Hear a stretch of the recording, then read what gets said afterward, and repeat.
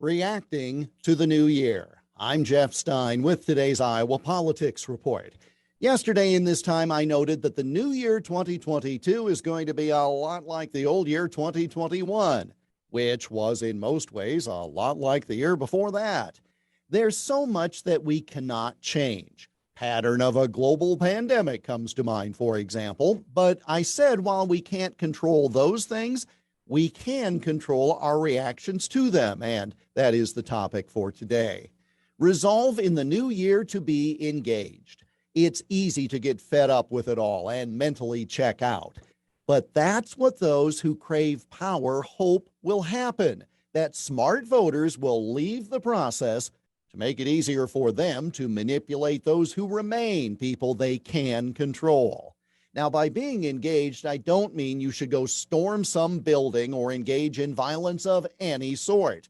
I mean simply to plug in, learn about issues from a variety of sources, and maintain contact with elected officials to directly and respectfully tell them what you think about pending issues. This is no time for people to remain silent.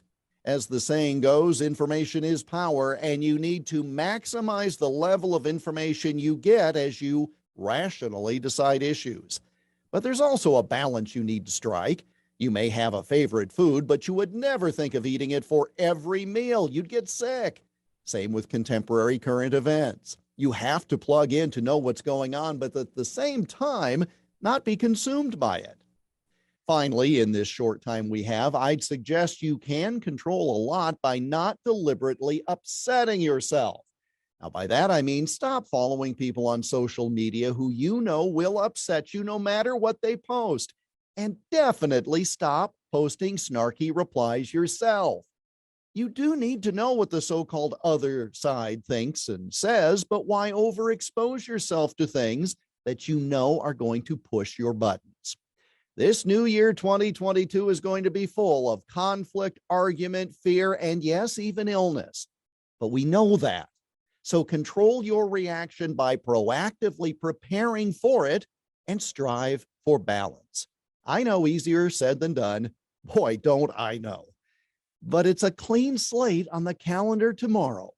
No better time to try. And that's the Iowa Politics Report for Friday, December 31st. On Twitter, Instagram, Getter, and Parler at Iowa Politics. I'm Jeff Stein on News Talk 1540 KXEL.